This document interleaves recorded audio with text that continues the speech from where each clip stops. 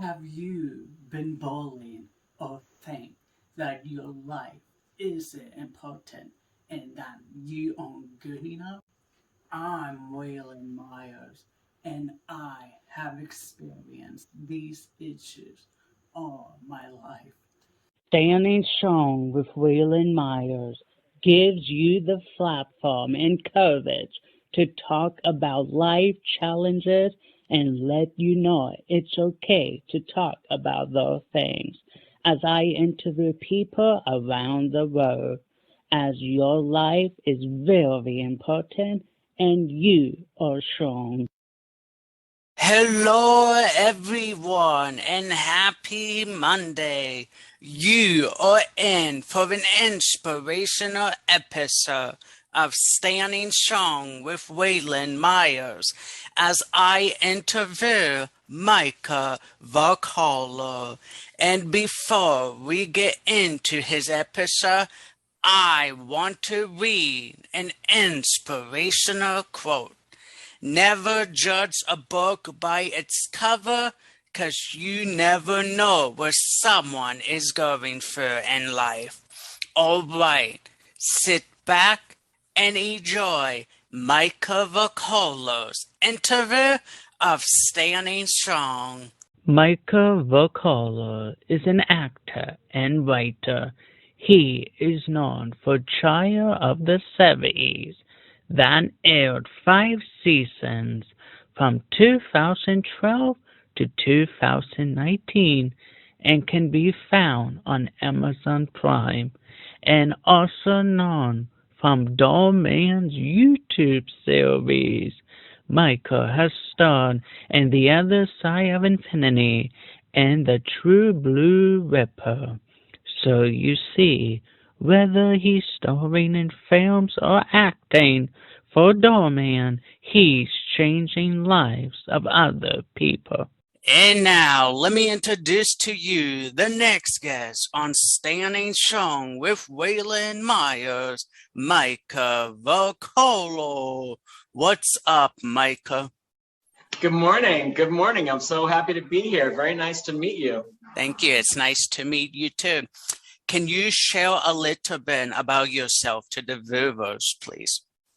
I sure can. I am originally from New York City, and I believe you are. Are you in New York right now? No, I'm in Pennsylvania. Pennsylvania. Okay. Yep. Am I allowed to ask where in Pennsylvania you are? I'm in Ohio City, PA. Gotcha. Okay. I grew up in New York City. I was originally I was born in the Bronx and lived there until I was about 12 or 13, and then moved into Manhattan, where I grew up. And I was a child actor, so I started working as an actor when I was a kid in New York, and doing a lot of theater, mostly back there, and all the usual stuff. I went to professional children's high school, and I was doing all that stuff, singing and dancing and acting and taking classes all day long, and that's how I got my start. I started working professionally when I was about 8 or 9 years old, something like that. So yeah, it's been a long time. And Awesome. now I live in sunny, beautiful Southern California in Los Angeles. And I want to say that it's probably snowing in New York right now, or on the East Coast right now. And it's about 70 degrees here, so I am never coming back. Yeah, it was snowing the other night. It's cold other than that. So, yep. Were you a victim of bullying? If so, how did you overcome it? And if not, what advice would you give on bullying? Gotcha. Okay, so yes, I can tell you that. Well, first of all, I'm gay, and so that was, and this was when I was growing up again in the Bronx in the late 1960s, early 1970s. It was very different then from what it is now. Mm-hmm. And I'm not saying that it's easy now. I'm sure it is not easy now. However, I feel like it's definitely different. I feel like it was much harder back then because there were no out people. There were, hardly any role models, any of that stuff. You didn't see gay people on television. And so I definitely experienced a huge amount of bullying, of course, when I was in elementary and junior high school because of that, because of being gay. And that was even though I didn't really even have a word for it back then, I just knew that I liked boys, and obviously everybody else could tell as well. So the interesting thing to me about it was that even though I experienced bullying, it was happening, and I always felt like there was going to be some light at the end of the tunnel, I guess. I think I always was very optimistic or very resilient. I always knew that my life would get better and that this situation was temporary. Mm-hmm. And if I'm to be completely honest, I think always in the back of my mind, I always knew that it was not my problem, that it was not my issue, that it was all the other kids, that they had the problem, not me. And in fact, that has, of course, turned out to be true. The problem was never with me. The problem was never with, the fact that I was a gay person. The problem was that they had issues, and of course, kids get their issues from their parents, of course. And I don't know where that came from. I don't know where that, I guess you would call it, that sort of intestinal fortitude, for lack of a better term. I don't know where that came from in my head. Maybe I got it from my mother. My mother was a very strong, independent woman. But I do feel lucky that I have it, or that I had it. Mm-hmm. It really got me through. I was able to somehow see, again, sort of the light at the end of the tunnel. I always knew that things would change, that things would be different, that I was strong enough to handle what was going on at the moment, and it was only temporary. And in fact, like I said, that turned out to be true. By the time I got to high school, and I was surrounded by other performers, other creatives when I was in high school, then obviously everything got very different, because then being gay certainly was no longer an issue, because I was surrounded by other people who were gay and who were creative and who were singers and who were dancers and all of that stuff. So again, the way I dealt with it was just by not ignoring it, but just like, I guess, sort of keeping my eye on the prize, realizing that there was a goal, realizing that there was a place that I wanted to be, and I just had to figure out how to get there. And that all of this other stuff was just sort of distraction. All of this other stuff was not what was important. I didn't need to feel, liked. I didn't need to feel accepted by my peer group, because I knew deep down inside that I was okay. Does that make sense? Yeah, it does. Yep. What hardships did you experience in your life, and what were some ways you overcame them? Well, certainly lots of hardships.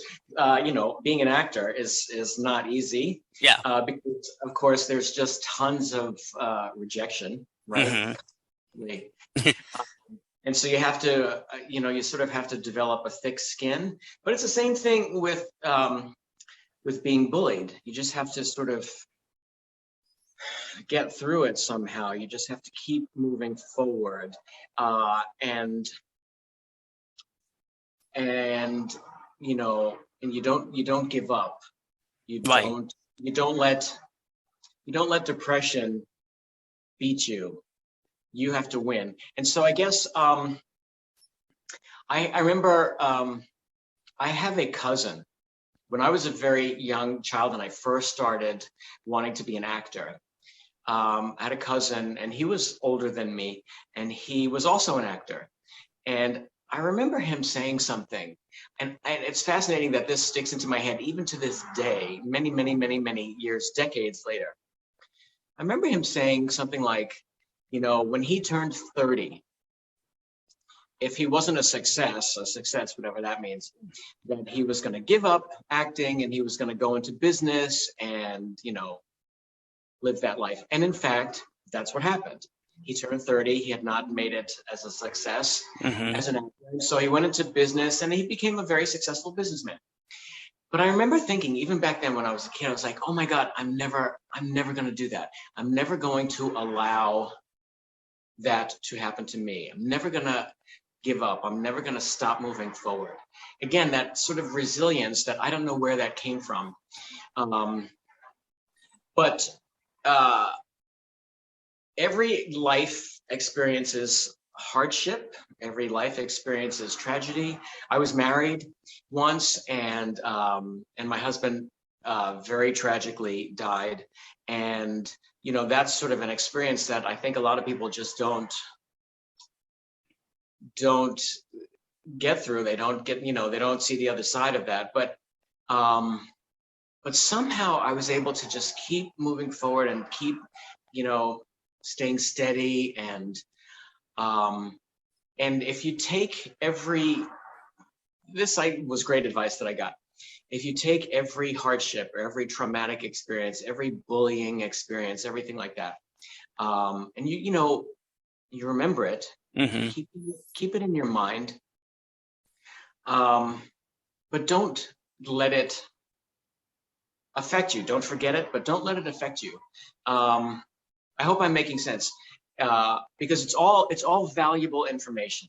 It's all stuff that makes us stronger. It's all stuff that makes us smarter and more focused. If we choose to be that, if we choose to be more focused, we can let all of this stuff beat us down, or we can choose to say, okay, you know what?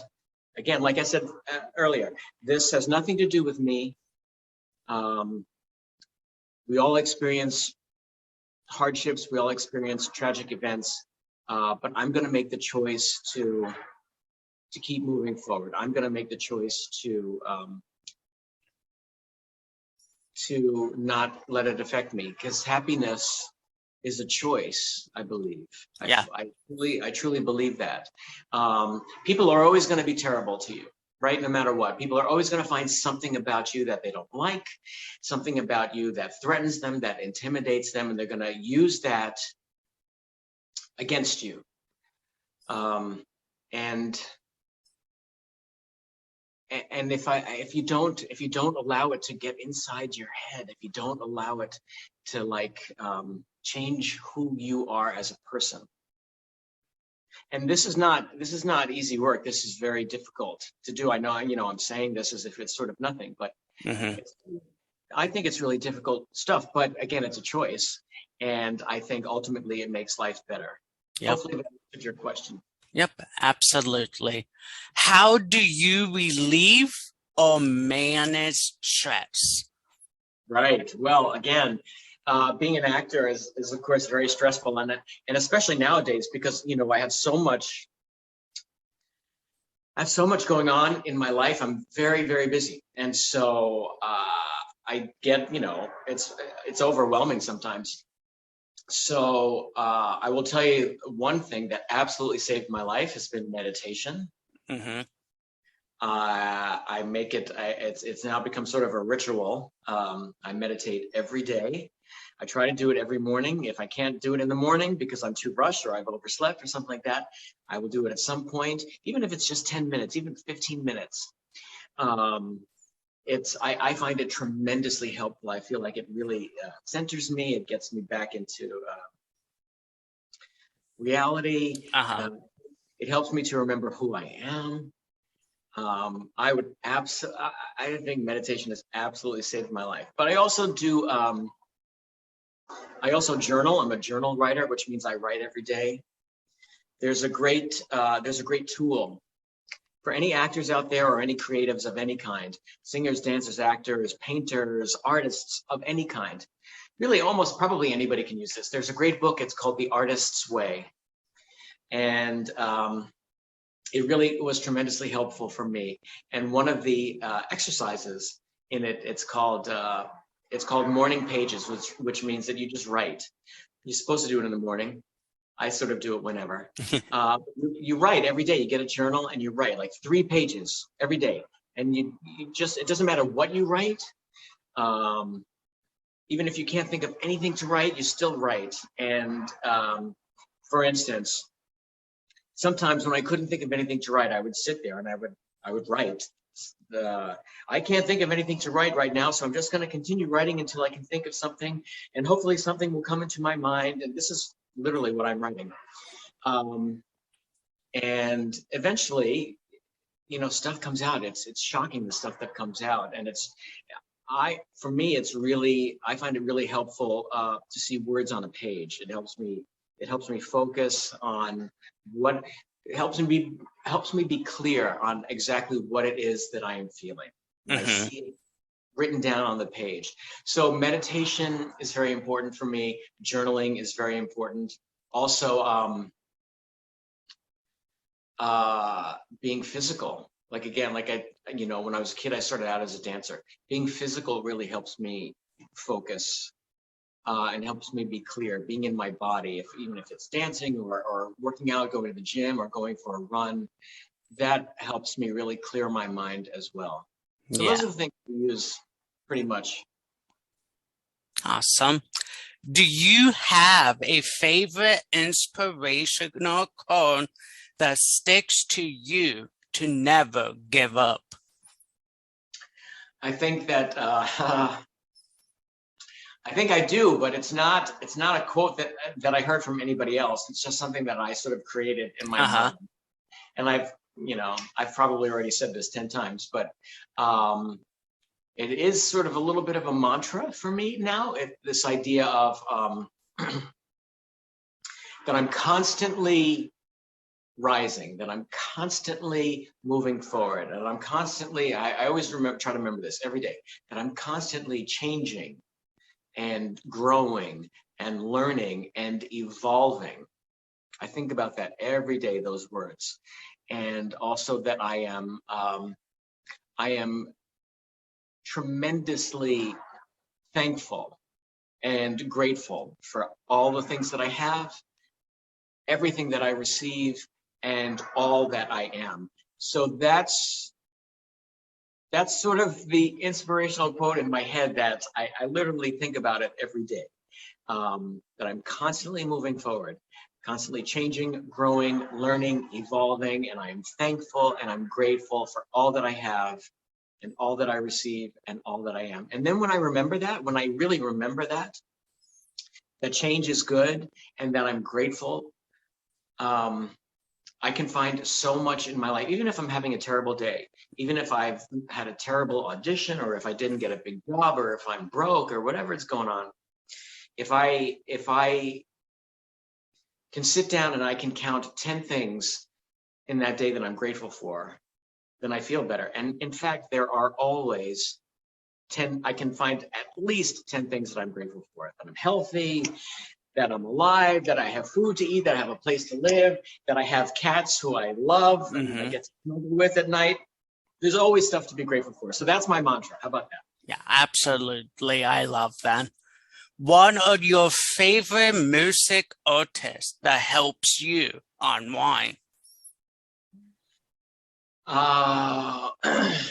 Music artists. Okay, well, this is funny because I imagine that I'm a lot older than you. And possibly I'm a lot older than many of your listeners and many of your viewers. I'm going to be 58 this year, and so again, like I said, I grew up in the late 60s, early 70s, and to me, the greatest musical artist of all time is Barbra Streisand. Do you know her? Have you ever heard her music? I have not. Okay, well, Barbra Streisand, just go listen to some of her music. Okay. She has the greatest voice of any woman, I think, ever.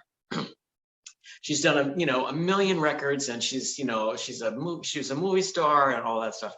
And it is an absolutely stunningly beautiful voice, and it's one of those voices. I'm sure you have somebody who makes you feel this way, but like when I listen to her voice, it's sort of like It proves the existence of God. I know that sounds crazy, but it's such an incredible voice, and it's so moving and so touching, and so, people in my generation, we all idolized Barbara Streisand. Do you have a favorite musical artist who you listen to? I actually listened to Lillian Garcia.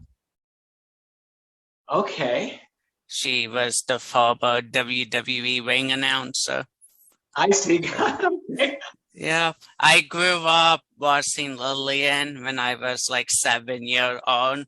Yeah. So from then on, I've been a fan of Lillian Garcia's. I don't Gotcha. really listen to too much music, but I mean, I like Lainey Antebellum. Yeah. And then Carrie Underwood. Carrie is awesome. But, Right. Okay. Yep. Awesome. See, I think music really helps. I don't know if if you ever get depressed, but sometimes I guess that's why you asked the question. But music is really helpful. Music sometimes really just brings me out of a depression and just makes music is like like it's the universal language, right? Yeah. I don't know if you've ever had this experience, but sometimes if you listen to music in another language, and you don't understand the words, you don't understand the lyrics, so you don't understand what they're singing about, or even if there's no lyrics at all, even if there's no singer, even if it's just like if it's orchestral music or something like that. But you find it so moving and it brings you to tears. Mm-hmm. Why is that? If you don't understand what they're saying, maybe it's a happy song. Why would it bring you to tears? But there's just something about music that touches the soul that really heightens. That's a good word. Really heightens the experience of living. Mm-hmm. Music is so important. Yeah, I like Rachel Fannin, the fight song, and then Mark Will's "Don't Laugh at Me." That really helped me over my life with getting bullied and stuff. Right. But yeah, how have your experience affected your life long term, good or bad? Did those experiences change your goals or change the direction of your career? Yeah, well, yes. I'll go back to what I was saying before about, when you experience hardship and there are tragedies in your life, I think everything happens for a reason. I know a lot of people hate that idea, but I believe it's true. You just have to figure out what the reason is. Uh-huh. And I think if we choose to learn from every experience, good or bad, and we decide what's good or what's bad, we put the judgment on that. Like, let's talk about like death, for instance. The thing that most people seem to be worried about in life is dying. When my husband died or when my mother died, I mean, these are all very sad, upsetting experiences. But if you look back at your experiences, at your life, at any hardships that you've had, and you choose to learn from those experiences and really analyze and dig deep and figure out what it is that you learned from that experience, then I think anything becomes a positive experience if you learned something from it. I hope that made sense. Again, I will go back to the example of my husband dying. That was a really difficult experience for me. And I remember thinking after that happened, I remember looking at people in life, like out on the street, I remember thinking, I thought this was crazy, but I remember thinking, how can you people just be going on with your lives? Don't you understand? Don't you understand what's happened? Don't you understand that the world has just come to an end? Like, how can you people just be going on with your lives? And when I realized that I was thinking that, what that made me realize was that everybody has a story. Mm-hmm. So everybody you see on the street, or in a store or in their cars in traffic. Every single person on the planet Earth has a story. Every single person is going through something. Even the person who is bullying you, even the person who is picking on you. Now, obviously, you don't want to get bullied, and you don't want to get picked on, but that person has a story as well. Everybody is going through something, and people choose to deal with what they're going through, and however they choose to do it. They take their stuff out on other people. They bully other people. A lot of people take their stuff out on themselves. They bully themselves, right? Yep. Everybody has a story. So I guess that experience with my husband made me a more empathetic person. Made me understand that everybody is going through something, and I need to give everybody that space. I need to be considerate of everybody else because they're all going through something, whether they're talking about it or not, whether they even know it or not. So again, I took what was a tragic experience, my husband dying, and it became a life lesson for me. And I ultimately became a better person because I went through that experience. And I think everybody can do that. And I think we can do it with any experience, no matter what it is. If it's a terrible, terrible experience, we can learn something from everything. And then that informs everything I do or everything that I have done since. And again, living as a more compassionate person, of course, changes all of my relationships. I think it opened me up to different personalities, different opportunities. I think it made me a better actor, as well as a better human being. Yeah, so that's good. Okay, what has been your favorite film that you've done on Dolman's YouTube series? Okay, all right. Well, I mean, I know the answer to that because I love them all, of course. But okay. Well, the one that I had the most fun doing was there's one where I play a club owner, and I kick a girl out of the club. It's her birthday. I think it's her 18th birthday or her 21st birthday, something like that. But I kick her out of the club, and then it turns out that she's like this gigantic TikTok star. That one I just had. I don't know if you remember that one, but I had a really fun time shooting that video. It was like 2 or 3 days shooting that, and it was so much fun. So I really enjoyed doing that. But let me see if I have a favorite. The one that has gotten the most response from like the fans, from like I get DMs and letters and comments from people all over the world now. I think the one that has gotten the most response from people is there's one where I'm in a pizzeria and I eat the homeless guy's pizza by mistake. I love that one. That seems to be the one that has gotten the most response. People seem to really sort of hook into that one the most, which of course is very gratifying. And he and I have worked together 2 or 3 times now. He's great. Yeah. Awesome. Yeah, I love the Dolman YouTube series.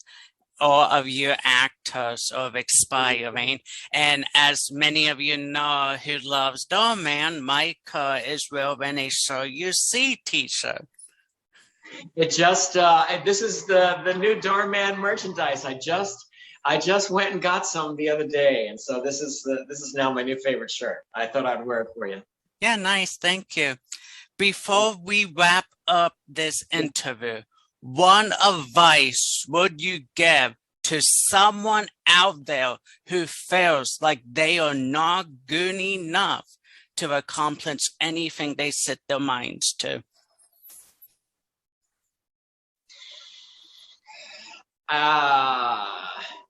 Again, I don't want to make this sound like it's easy work, because it's not. You have to be really dedicated to this work. You have to be really disciplined and dedicated and determined to move forward. But I think in general, my experience to really anybody in any situation is just don't give up. Don't listen to the voices in your head that are telling you to give up, because that's just fear talking. And don't listen to other people. You know, surround yourself as much as you possibly can with people who support you, and people who support your ideas, and people who support your goals.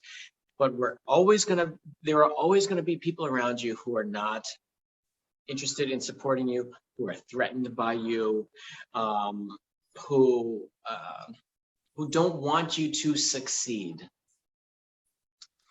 And that's a really interesting thing.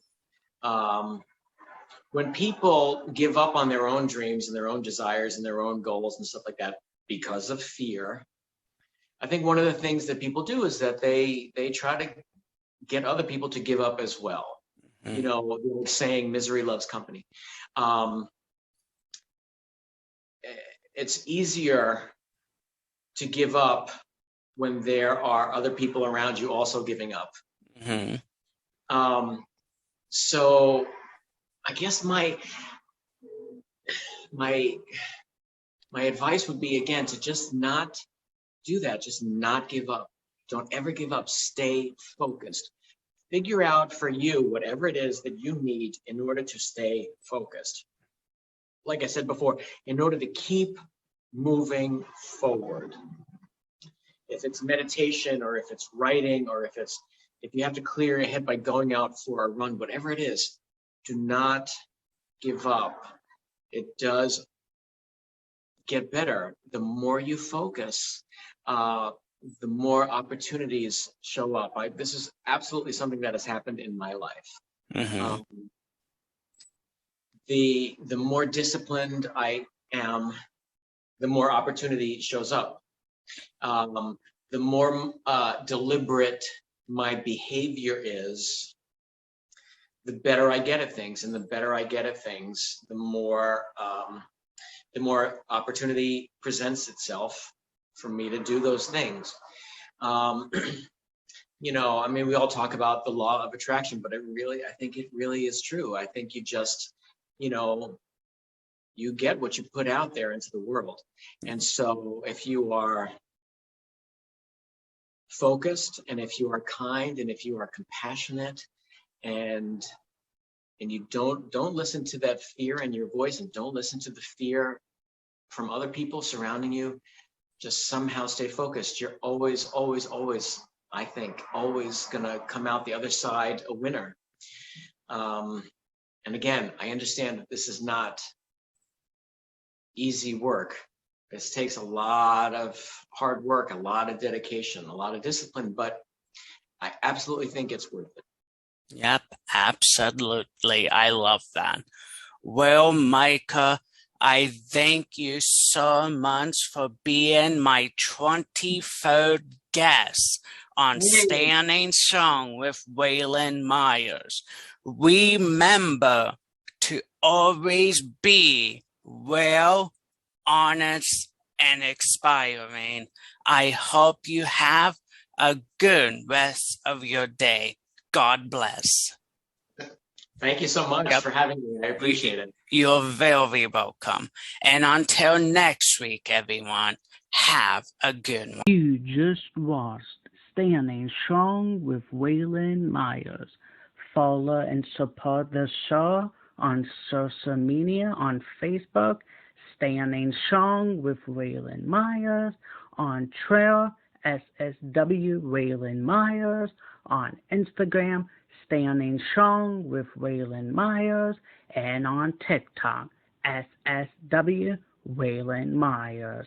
And for everything Standing Strong with Waylon Myers, visit the official website at www.waylonmyers.com.